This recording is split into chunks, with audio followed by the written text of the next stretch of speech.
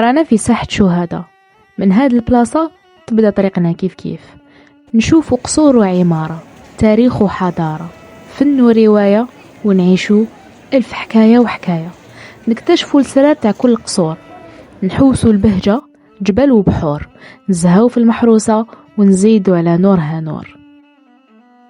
الحكاية بدات عندها قرون، بصح نبداو من القرن العاشر كي جابوا لوغين وليد زيري الصنهاجي للجزائر، وأسس جزائر بنو مزغنة، وبنوا فيها دار السلطان القديمة اللي اليوم بلاصتها ساحة شهداء.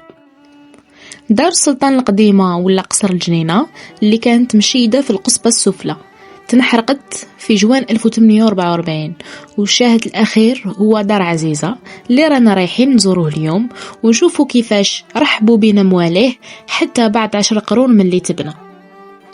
هاد القصر بزاف اللي فاهمين حكايته غلط، وبزاف يقولوا باللي كتنبنى على يد داي عثماني، ولكن في الحقيقة كانوا السلاطة نتاع الجزائر يستقبلوا فيه ضيافهم، ويقولوا باللي حتى عروج وخير الدين برباروس استقبلوهم فيه كي جاو بعد ما طلب سليم تومي اللي هو السلطان الأخير تاع الجزائر المحروسة مساعدتهم ضد الحملات الصليبية الإسبانية. بعد ما ولات الجزائر إيالة عثمانية، الداي هدا القصر هذا لبنته عزيزة اللي كان يحبها بزاف بمناسبة زواجها من باي قسنطينة في 1719. بزاف على هذيك الناس يقولوا باللي تنبنى على يد الداي، ولكن في الحقيقة كان فقط هدية لبنته اللي يقولوا باللي كانت آية في الزين وشابة بزاف، واللي هي تاني حكايتها حكاية. هنا كما راكم تشوفوا رانا في وسط الدار. وسط الدار هو القلب ديال القصر هدايا، وين يدخل ليه الضوء والهواء الكامل البيوت والغرف. القصر هذا رغم أنه بقى شايد يعني منذ قرون وقرون، وهو الشاهد الوحيد كما حكينا على وش تبقى من قصر الجنينة، لكن صار فيه بزاف تغييرات مع الأسف. أساسها الدخلة ديالو، السقيفة ديالو اللي راهو يعني اللي رانا ندخلو من هادوك ماشي هي نفس السقيفة اللي تنبنات في الأساس.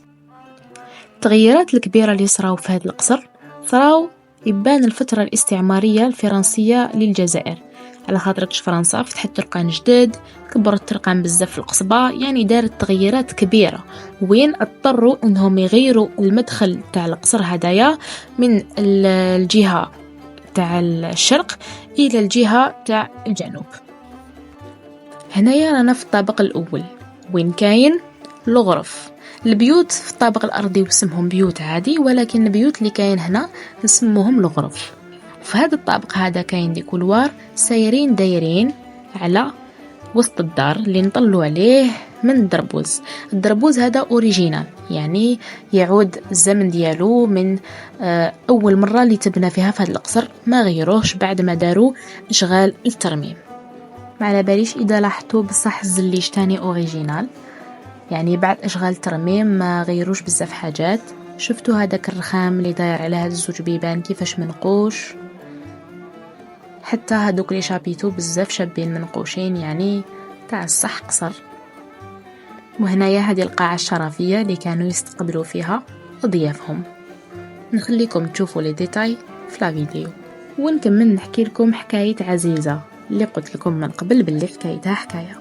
عزيزة هدية بعد ما تزوجت باي قسنطينة جاز فترة وتوفى الله يرحمه، وفي عادتهم وتقاليدهم كانت مجبورة يعني أنها تتزوج بأخ الزوج ديالها اللي هو حكم قسنطينة بعد وفاة أخوه، يعني ولا هو الباي. بعد زواجه بها كان هو يعني يدعي أنه إنسان مليح، وكانت زوجته عزيزة يحبوها قاع الناس، وكما قلت لكم يقولوا باللي كانت بزاف شابة شديدة الجمال. هو غار منها، نقدر نوصفوه باللي زوج نرجسي بعد الشيء، غار منها وما حملش كي كانوا الناس يحبوها، وكان شابة بزاف، فدر لها مكيدة وقتلها في قسنطينة. واكيد كامل وش راني نحكي لكم ماشي من وحي الخيال، وانما واش حكاو كتب التاريخ. نحط لكم كامل ليليان في الديسكريبشن بوكس، تشوفوا كامل لي بلان كيفاش كانوا وكامل وش حكاو على هذا القصر. وهنا رانا حابطين من الطابق الاول للطابق الارضي. ونخليكم تشوفوا التفاصيل اللي كاينين في الباب واللي كاين في الرخام اللي داير على الباب. ونشرح لكم تانيك علاش قلت لكم في اول الفيديو انه الناس اللي ساكنين في هذا القصر رحبوا بينا كي شغل مازالهم ساكنين فيه. شوفوا هنايا واش مكتوب: اهلا بمن جاءنا يزور، له المنى الامن والسرور.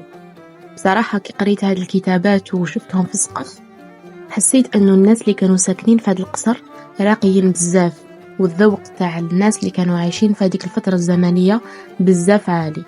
يعني بصراحه حسيتهم كي شغل عاودوا رحبوا بينا على حتى لو ما كانش هم هنا.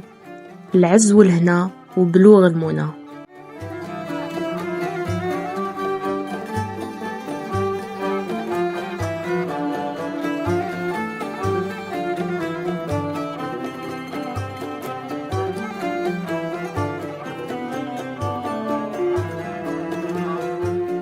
هذه هنايا من اجمل مواش قريت، وهنا راه خرجت مقلوبه دوك تعاودوا تشوفوها.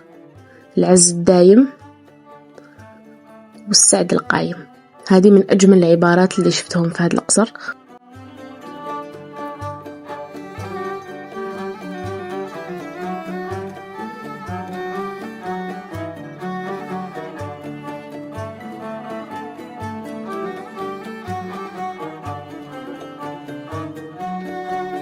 يعني شوفوا بين كل مرحلة ومرحلة تاع الدروج يكتبوا عبارة.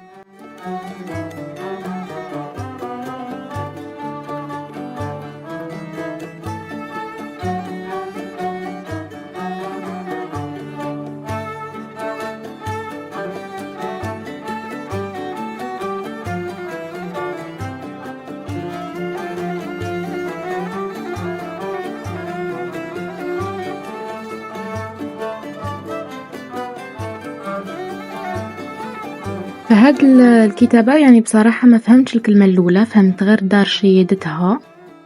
ومن الجهة المقابلة مكتوب: أنت بدر بين الأنام منير، وهي سعد السعود بين المنازل. وهنايا نخرجوا ديريكتومون في الغيتشوسي، يعني الطابق الأرضي. وكما راكم تشوفوا هاد الباب اللي طلع من السقيفة. السقيفة هي يعني المساحة اللي كاين عند الدخلة تاع الباب من برا الدريبة والداخل السقيفة، تطلع ديريكتومون لوسط الدار. نخرجوا مقابلين جامع كتشاوا. وهنايا الحبطة لساحة الشهداء. اليوم كنا مع بعض ولأول مرة اكتشفنا قصر من قصور الجزائر ذات طابع معماري جزائري محض.